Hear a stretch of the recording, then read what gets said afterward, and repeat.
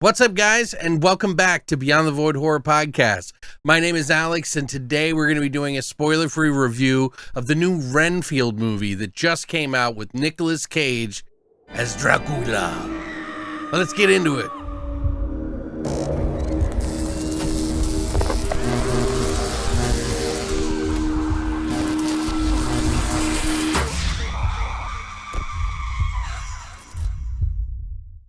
So just to give you kind of an idea what my thoughts were about this movie before I went into it, I actually was kind of interested in seeing this while a lot of my friends around me have been kind of iffy or worse, like outright did not want to see it. I didn't know who was making it or what was happening. I just remember months ago hearing about Nicolas Cage being Dracula and how interesting that would be to see him play that role. And sure enough, finally are here to see it. Now, I personally wanted to see this movie because I really like the concept of this. I thought it might be kind of funny, even though, you know, the shtick is kind of, when you think about watching the trailer, like how long can you stretch this joke out into a full-length feature film? And, you know, there's good and there's some bad here, but not too bad. And it kind of trying to figure out what I think of this movie in some regards, while I also had a good time watching it. So the story of this movie, essentially, for those of you who don't know, is about Renfield, who is Dracula's right-hand man, based off of Bram Stoker's novel, who was devoted to Dracula and his every whim and everything that he wanted to do. They decided, well, what if Renfield feels like he's in a really kind of bad relationship with Dracula, in the sense that they're best friends and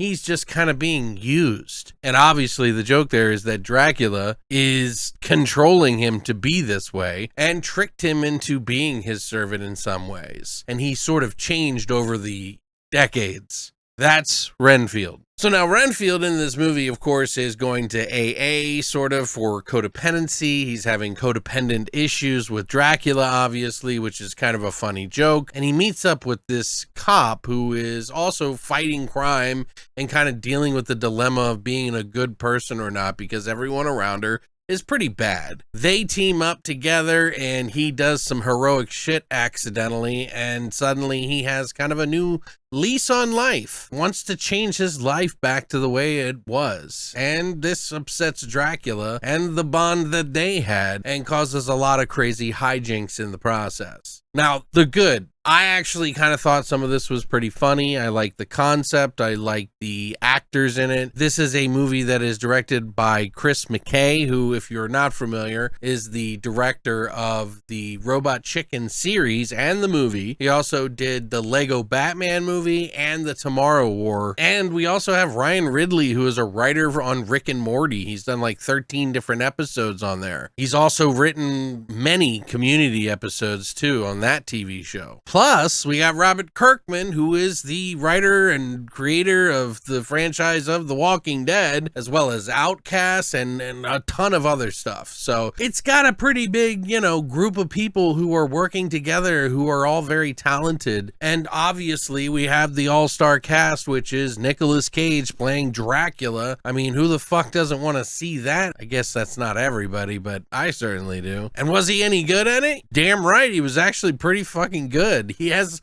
a balance of being kind of silly and overtly Nicolas Cage mixed with like over the top. But in a way, I mean, Dracula is kind of over the top anyway. This isn't a performance like, you know, Bram Stoker's movie or anything like that, but it is definitely a good performance, and it's a funny one at that. And I think for most of the movie, I mean, we're seeing Dracula get over an event that happens that disfigures him. So we're kind of seeing him come back to himself, you know, while Renfield's having this existential crisis. Nicholas Hoult playing Renfield is actually pretty decent. I liked him in it. It's got to be really hard shoes to fill when your counterpart is Dracula. I mean, how do you outplay something that's that wild and over the top in some ways, while still kind of remaining kind of cool and unique? There's a balance there that he did. Nicholas Hoult is trying to play the susceptible and kind and nice guy, and you kind of want to like him, but he's also kind of a bad guy in some regards. And I think he kind of plays the good guy a little heavier in this movie, kind of makes him the sort of straight man in the comedic moments, because he has some pretty wild action moments in the film. And for the most part, the choreography there is pretty good. Now, the cop he meets up in the movie is Awkwafina.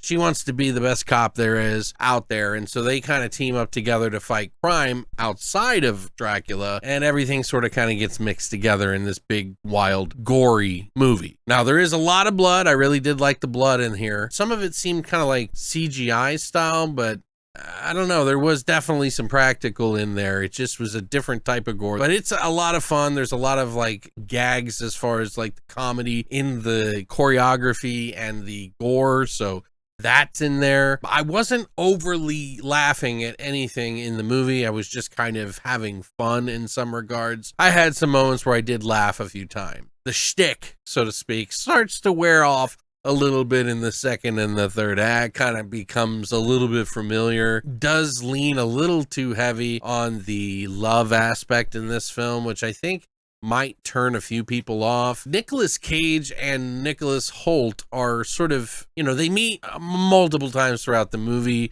and or he shows up multiple times in the movie, but there is a lot of sections where it's Awkwafina and Hoult, and it's Nicolas Cage on his own kind of doing his thing. Kind of a mixture of that bouncing back and forth, and there's some lulls in the movie where it kind of felt a little boring in that regard, but you know, for the most part, I mean, there's fun to be had here. I just wasn't overwhelmingly like into the movie, and I was kind of expecting it to be a little funnier than it was. It felt like it was kind of running out of some of its shtick to use, and or it was just kind of fatigued by the end of the movie a little bit. The performances are there, although some of the crime boss stuff was a little weird. I definitely did enjoy my time with it. I do feel like it could have been a little bit tighter. It's only an hour and 30-minute movie, but it felt a little longer than it needed to be in some regards. So there's something in there that I would need to watch a second time to really kind of pin down what exactly I was vibing with or what I was not. But overall, I think it is a fairly decent film. I'm glad that they made it. I'm not going to be rushing out to buy the Blu-ray or the 4K on this right away. I just didn't like it that much, but I still enjoyed it, and I still think it's worth seeing. And I think people's score is gonna like fluctuate on this one. Like, it could be really high for some people. I have a friend that gave it a 10 out of 10. And then Christina, who was like really looking forward to this film more than me, she thought it was lower than what I'm gonna give it, which I would give it a 7 out of 10, somewhere around there. It could go lower or higher a second watch, but you know, maybe this will grow on me over time and I'll enjoy it more and more. I like films like this. I don't want them to stop. They don't all have to be 10 out of 10s. So I enjoyed the film for what it was, but I'm not overly excited about the whole experience. Maybe you'll enjoy it more than I will, but I would love to find out what you think about it. Have you seen it? Are you going to see it? Do you want to see it? Are you going to wait to see it on streaming? Or are you going to pick it up as soon as it comes out? I would love to hear what you think in the comment section down below. Thank you guys so much for the continued support on this channel. I really do appreciate you coming back to check out these videos. I've been dealing with a lot of sleep issues, and I'm trying my best to get as many as I can out to you guys. So, you know, thank you for being a part of this. It really means a lot to me. But let me know what you think. And as always, long live the void.